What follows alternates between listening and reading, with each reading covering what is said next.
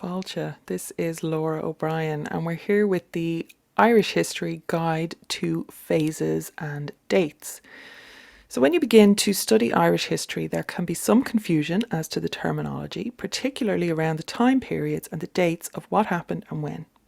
I thought it would be useful to put together a simple guide to the phases and dates that you'll see mentioned when you study any early Irish history. This information is included, of course, in many of our classes at the irishpaganschool.com, and it forms a basis for a lot of what you'll learn when you're studying Irish mythology and lore from the ancient texts. It's good to have a clear grounding though, and to this end I also took some time to put together a downloadable PDF guide which you can get at the bottom of the blog post that is at loraobrien.ie/Irish-history, and I'll put a link to that below as well. So you just go to the bottom of that, click the downloadable PDF guide. No email or anything is required. I just want you to have it if you need it. You may see these dates vary, by the way, as nothing is set in stone. It often depends which archaeologist or historian you're learning from and what their specialty is. And that's okay. Just remember this can be a broad strokes sort of area.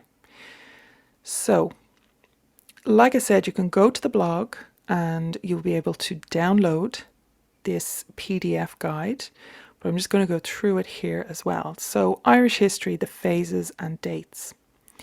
Archaeologists conventionally subdivide the prehistoric period in Irish history using the first introductions of farming and metalworking as indicators of social or cultural change.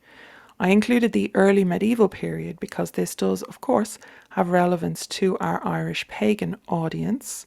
That's when the manuscripts were recording our stories. So the manuscripts and texts began to be recorded in early Irish monasteries, and this is where a lot of our pre-Christian pagan information actually comes from. They were recorded quite faithfully, by the way, by these early monks. So we have the early Mesolithic. The first phase, I suppose, is the Stone Age. So this is 3 phases. So you've got the early Mesolithic from 7000 to 5500 BCE, before Common Era. The late Mesolithic, which is 5500 to 4000 BCE. We're counting down to 0 here. And then the Neolithic, which is what is most commonly associated with the Stone Age, which is from around 4000 to 2400 BCE. Then we come into metalworking, and we have the early Bronze Age.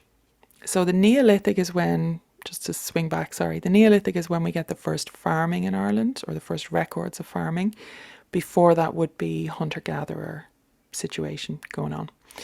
So then into the metalworking section, we have the early Bronze Age, which would be 2400 to 1500 BCE. Then the Middle Bronze Age from 1500 to 1000 BCE.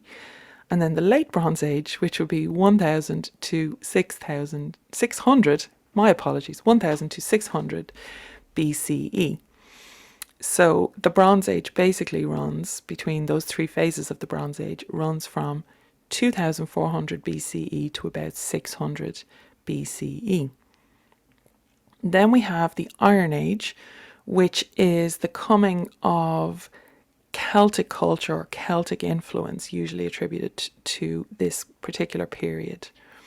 And the Iron Age would run from about 600, maybe 500 BCE, through the 0 point, 0, and on to about 500 Common Era, what's often called AD.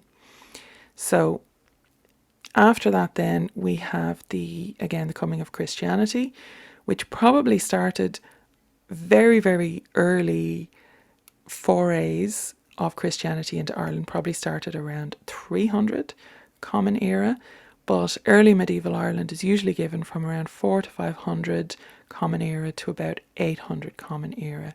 Then we get into medieval times, and then we're coming into the coming of the Normans and all that. So Irish history obviously changes quite significantly after that. So those dates are sourced from Ronan McHugh and Brian G. Scott, who wrote the Prehistoric Archaeology of County Fermanagh. So that was my source for that. And again, just in case of confusion, the use of BCE and CE here is to replace the outdated BC and AD dating of the Christian worldview. They stand for Before Common Era and Common Era.